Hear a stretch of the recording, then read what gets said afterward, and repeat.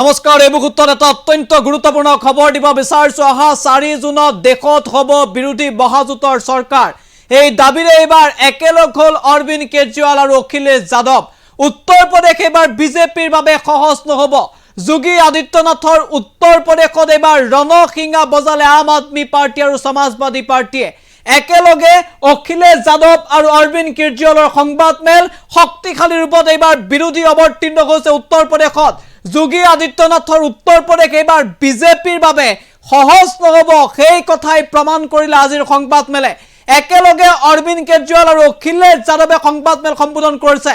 দেশৰ দুগৰাকীকৈ শক্তিশালী ৰাজনৈতিক নেতাই একেলগে সংবাদমেল সম্বোধন কৰি নৰেন্দ্ৰ মোদী আৰু বিজেপিক খুৰধাৰ সমালোচনা কৰিছে। আৰু অখিলেশ যাদৱ অৰবিন্দ কেজৰিৱালৰ দাবী যে 2024 নিৰ্বাচনত বিৰোধী মহাজোঁটৰ চৰকাৰ হ'ব দেশত আৰু 4 জুনত সেই কথা স্পষ্ট হ'ব বিৰোধী মহাজোঁটে ইণ্ডিয়া এলায়েন্সে চৰকাৰ গঠন কৰিব ভাৰতবৰ্ষত। একেলগে দুগৰাকীকৈ দেশৰ শীৰ্ষ ৰাজনৈতিক নেতা এবাৰ সংবাদমেল সম্বোধন কৰি যোগী আদিত্যনাথৰ দুৰ্গ কপালে। সবিশেষ আনি টকছৰ দৰ্শকৰ বাবে আমি জানাইছো এই মুহূৰ্তৰ সবাতোকৈ গুৰুত্বপূৰ্ণ খবৰ। 4 জুনত বিৰোধী মহাজোঁটৰ চৰকাৰ হ'ব দেশত। উত্তৰ প্ৰদেশত এবাৰ একেলগ হ'ল আম আদমি পাৰ্টি আৰু সমাজবাদী পাৰ্টি। একেলগে সংবাদমেল অৰবিন্দ কেজৰিৱাল আৰু অখিলেশ যাদৱৰ। উত্তৰ প্ৰদেশত শক্তিশালী ৰূপত এবাৰ ইণ্ডি মহাজোঁট। উত্তৰ প্ৰদেশত শক্তিশালী ৰূপত অৱতীৰ্ণ হৈছে ইণ্ডি মহাজোঁট। বিজেপিক প্ৰতিহত কৰিবলৈ নিৰ্বাচনী যুঁজত এবাৰ শক্তিশালী ৰূপত বিৰোধী শিবিৰ।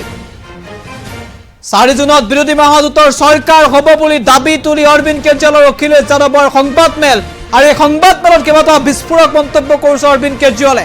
অৰবিন্দ কেজৰিৱালৰ মতে এবাৰ নৰেন্দ্ৰ মোদী নহয় অমিত শ্বাহৰ বাবেহে নৰেন্দ্ৰ মোদীয়ে ভোট ভিক্ষা কৰিছে। আৰু যদি বিজেপিৰ চৰকাৰ হয় তেতিয়াহ'লে অমিত শ্বাহ হ'ব দেশৰ প্ৰধানমন্ত্ৰী।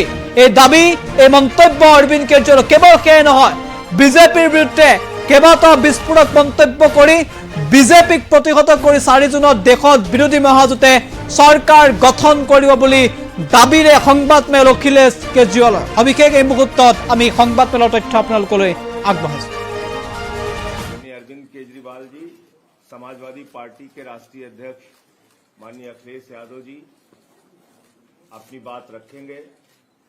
दिल्ली के मुख्यमंत्री केजरीवाल जी इंडिया गठबंधन के लिए उत्तर प्रदेश में जनता से अपील करने के लिए आए हैं, वोट मांगने के लिए आए हैं। मैं उनसे अनुरोध करूंगा विनम्रता पूर्वक कि वो अपनी बात रखें। आज यहाँ आए हुए सभी पत्रकार बंधुओं को और जितने दर्शक ये देख रहे हैं उन सबको मेरा नमस्कार, मेरा प्रणाम। आज लखनऊ में मैं उत्तर प्रदेश के सभी मतदाताओं से इंडिया गठबंधन को भारी भरकम वोट देने के लिए, भारी मात्रा में वोट देने के लिए अपील करने के लिए आया हूं। मैं 4 बातें रखना चाहता हूं। पहले चारों बिंदु बता देता हूं, फिर उसको डिटेल में एक्सप्लेन करूंगा। पहला ये कि ये चुनाव भारतीय जनता पार्टी मोदी जी अपने लिए वोट नहीं, अमित शाह जी को प्रधानमंत्री बनाने के लिए वोट मांग रहे हैं। दूसरी बात, योगी आदित्यनाथ जी को अगर ये लोग जीत गए तो योगी आदित्यनाथ जी को 2 से 3 महीने के अंदर उत्तर प्रदेश के सीएम पद से हटा दिया जाएगा। नंबर 3, इन लोगों की पूरी तैयारी है, अगर ये लोग जीत गए तो संविधान को बदल के SC ST और OBC का रिजर्वेशन खत्म कर दिया जाएगा। और नंबर 4, जो आंकड़े अब देश भर से आ रहे हैं वो ये दिखा रहे हैं कि 4 जून को इंडिया गठबंधन की सरकार बनने जा रही है और NDA को और बीजेपी को बहुत कम सीटें मिलने जा रही हैं। अब मैं अपने सबसे पहले पॉइंट पे आता हूं। जब 2014 में प्रधानमंत्री बने थे नरेंद्र मोदी जी, तो उन्होंने खुद एक रूल बनाया था कि भारतीय जनता पार्टी के अंदर और उनकी सरकारों में 75 वर्ष से ऊपर कोई भी व्यक्ति होगा तो उसको संगठन में और सरकार में किसी भी पद पे नहीं रखा जाएगा, उसको रिटायर कर दिया जाएगा। और उसका सबसे पहले उस रूल के तहत आडवाणी जी को और मुरली मनोहर जोशी जी को रिटायर किया गया था। और उसके बाद तमाम यशवंत सिन्हा जी, सुमित्रा महाजन जी, कई लोगों को यहाँ टिकट नहीं मिली। कई लोग जो पद पे बैठे हुए थे उनको पद से इस्तीफा दिलवा के उनको हटाया गया। ऐसे कई सारे लोग हैं। तो अब अगले साल 17 सितंबर को प्रधानमंत्री मोदी जी 75 साल के होंगे और मोदी जी ने तय कर लिया है कि अमित शाह जी को वो अपना वारिस बनाएंगे और अमित शाह जी अगले साल 17 सितंबर को देश के प्रधानमंत्री बनाने का उन्होंने तय किया है मोदी जी ने। इसके ऊपर मोदी जी पिछले 1-2 साल से लगे भी हुए हैं, क्योंकि भारतीय जनता पार्टी के अंदर अमित शाह जी के सामने जो जो बाधाएं पैदा कर सकता था नेता, एक एक करके उन सब नेताओं को साइड कर दिया गया, उनका पत्ता साफ कर दिया गया। शिवराज सिंह चौहान को हटा दिया गया, वसुंधरा राजे को हटा दिया गया, डॉक्टर रमन सिंह को हटा दिया गया, देवेंद्र फडणवीस को खत्म कर दिया गया, खट्टर साहब को खत्म कर दिया गया, एक एक करके सबको खत्म कर दिया गया। एक ही शख्स बचे हैं जो अमित शाह जी के रास्ते का कांटा बन सकते हैं। हेलो, आवाज आ रही है? आ रही है। एक ही ठीक है, आ रही है। एक ही शख्स हैं जो कि उनके रास्ते का कांटा बन सकते हैं, वो हैं योगी आदित्यनाथ जी। अब योगी आदित्यनाथ जी को इन्होंने हटाने का पूरा मन बना लिया है और अगर इनकी सरकार बनी तो 2 महीने के अंदर योगी जी को भी उत्तर प्रदेश के सीएम से हटा दिया जाएगा। मैंने दिल्ली में 3-4 दिन पहले ये प्रेस कॉन्फ्रेंस की थी और ये दोनों मुद्दे उठाए थे।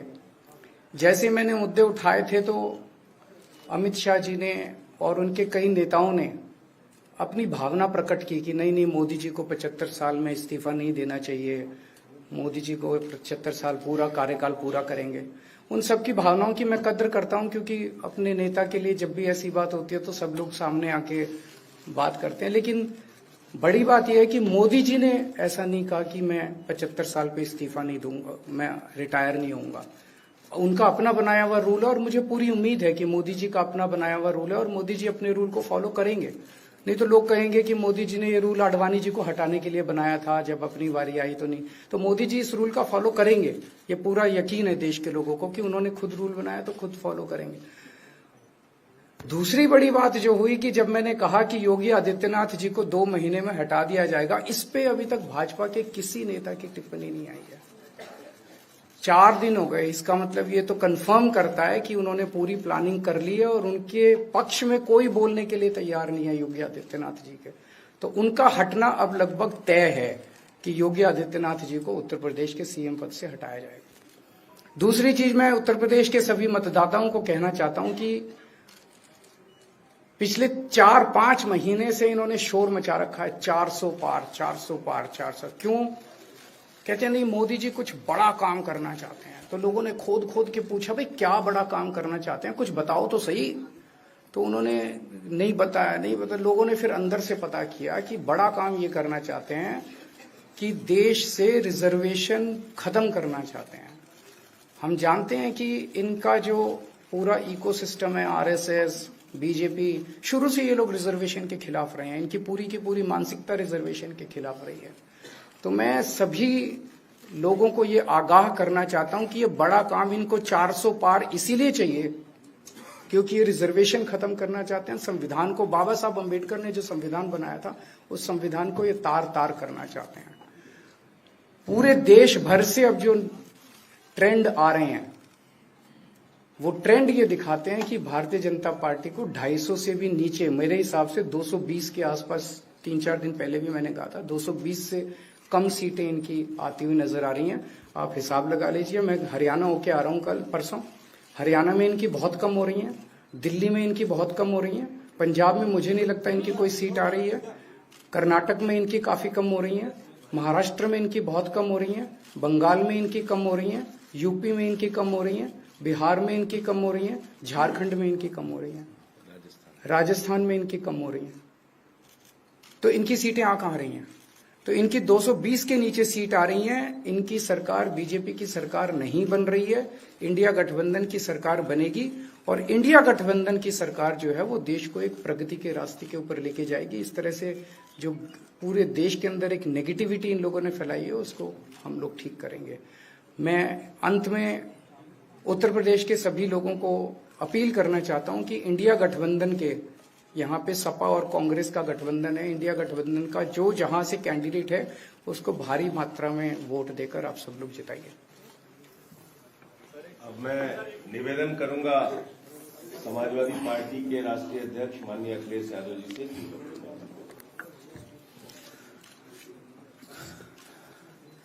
आदरणीय अरविंद केजरीवाल जी का मैं धन्यवाद देता हूं। उन्होंने बहुत महत्वपूर्ण बातें आपके सामने रखी हैं।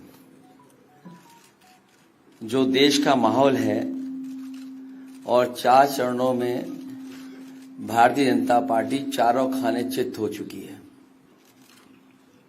और उनके आंसुओं की नदी उफान में है। भारतीय जनता पार्टी जो 400 पार का नारा दे रहे थे, अब समझ में आया है 4 चरणों के बाद। वो बात तो ठीक है कि आरक्षण पे सबसे पहले हमला करेंगे, लेकिन 400 पार नारा इसीलिए दे रहे हैं कि 543 में 400 के बाद वो सीटें देख रहे हैं, तो वो केवल 143 बन रही हैं। तो वो स्वयं स्वीकार कर रहे हैं कि 143 से ज्यादा वो सीटें जीतने वाले नहीं हैं, क्योंकि 400 पार सीटें 143 ही बनती हैं और 140 करोड़ की जनता इस बार इन्हें 140 सीटों के लिए भी तरसा देगी। ये यूपी, दिल्ली और पंजाब ये 99 सीट के खेल में ही उलझ जाएंगे। यहां कुछ इन्हें हासिल होने वाला नहीं है। रोटी कपड़ा और मकान की तो लड़ाई हम लोग लड़ेंगे, लेकिन रोटी कपड़ा और मकान से पहले हमें संविधान बचाना है। संविधान बचेगा तो लोकतंत्र बचेगा और बाबा साहब भीमराव अम्बेडकर जी का दिया हुआ संविधान ये हमें अधिकार, हमें न्याय दिलाता है। भारतीय जनता पार्टी की इस साजिश को आम लोग समझ गए हैं और इस बार सबसे बड़ी हार भारतीय जनता पार्टी की होने वाली है। अभी तक तो हम ये कहते थे कि ब्रह्मांड का सबसे बड़ा झूठ बोल रही है। अब लग ये रहा है हारने के बाद ये ब्रह्मांड का झूठ का विद्यालय खोलेंगे, यूनिवर्सिटी खोलेंगे और वाइस चांसलर और डीन पहले से ही रिटायर होकर के वहां अपने आप नियुक्त हो जाएंगे। इसलिए देश को बचाने के लिए आदरणीय अरविंद केजरीवाल जी आए हैं, हम लोग का सहयोग और मदद करने के लिए आए हैं। मैं इनका धन्यवाद देता हूं और आप पार्टी, इंडिया गठबंधन, समाजवादी पार्टी, हम सब मिलकर के भारतीय जनता पार्टी को हटाने जा रहे हैं।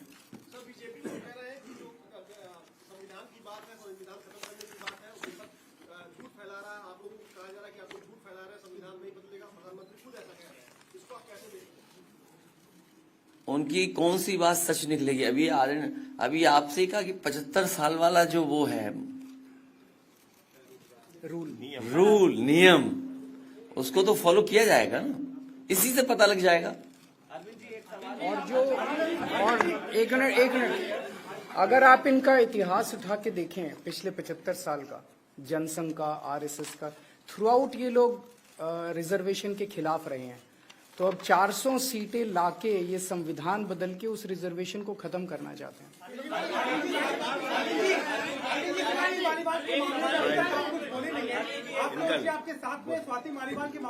अरे उससे ज्यादा जरूरी और चीजें भी हैं, कागज हम निकाल लिए।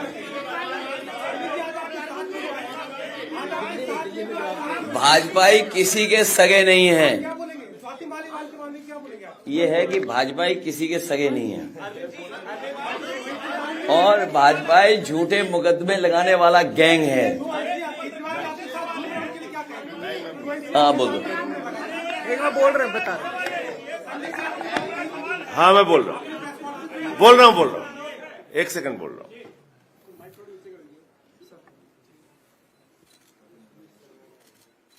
सब लोग पूरा देश हतप्रभ है, दुखी है, आज तक पीड़ित है।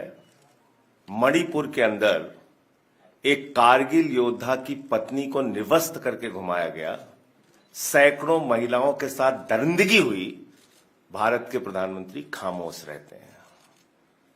हजारों महिलाओं के साथ प्रज्वल रवन्ना ने बलात्कार किया, दरिंदगी की, मां की उम्र की महिलाओं के साथ। प्रधानमंत्री कहते हैं ये भारत को मजबूती देगा, इसी को वोट देना। ये भारत का भविष्य है प्रज्वल रवन्ना, उसको भगा दिया जाता है बीजेपी के द्वारा। पहलवान बेटियां जब जंतर मंतर पे लड़ रही थीं न्याय मांगने के लिए, तो यही स्वाति मालीवाल जो महिला आयोग की अध्यक्ष थीं, रात में उनके समर्थन में गई थी, पुलिस के लोगों ने घसीट के मारा था। हमने देखा यहीं उत्तर प्रदेश के अंदर कुलदीप सेंगर के मामले में, हाथरस के मामले में, देश के प्रधानमंत्री खामोश रहते हैं, एक शब्द नहीं बोलते।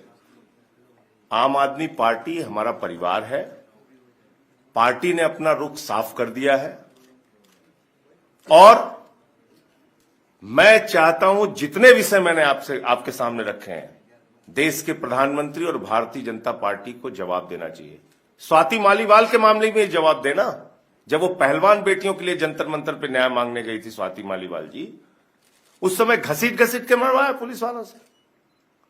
तो इसलिए इस पे राजनीतिक खेल ना खेलें, मैं सिर्फ इतना कहना चाहता हूं। धन्यवाद। माननीय अरविंद केजरीवाल जी, समाजवादी पार्टी के राष्ट्रीय अध्यक्ष माननीय अखिलेश यादव जी अपनी बात रखेंगे।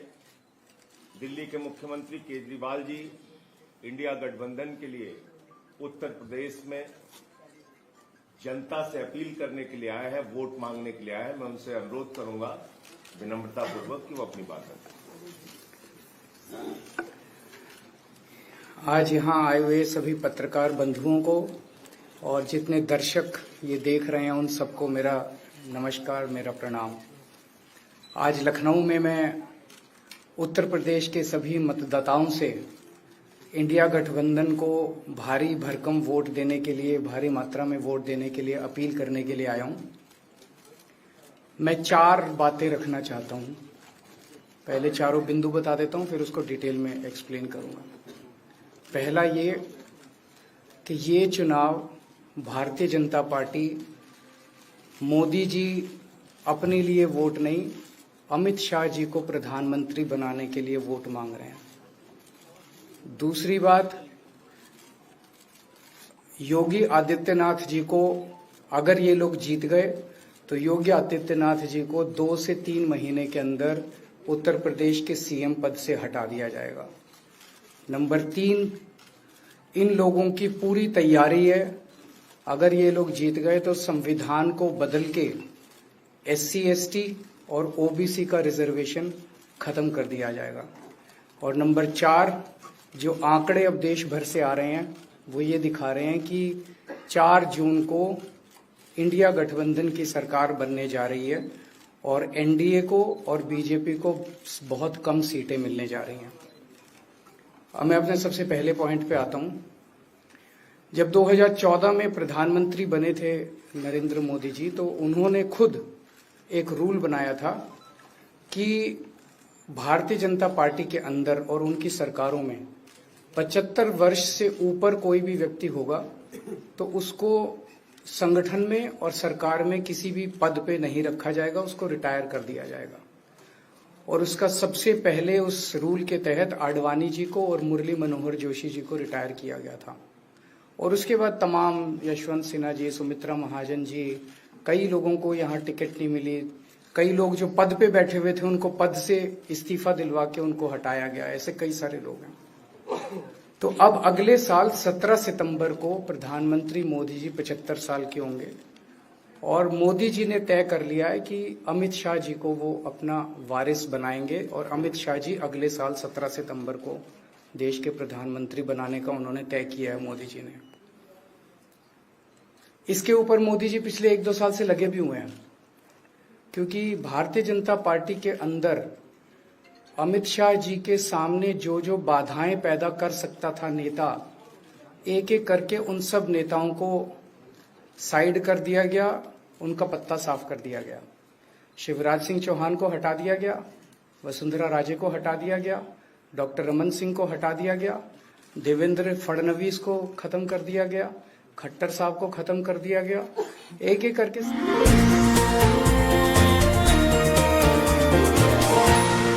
এনিটক্স, ভোটৰ বিপৰীতে ৰাইজৰ স্বাৰ্থ।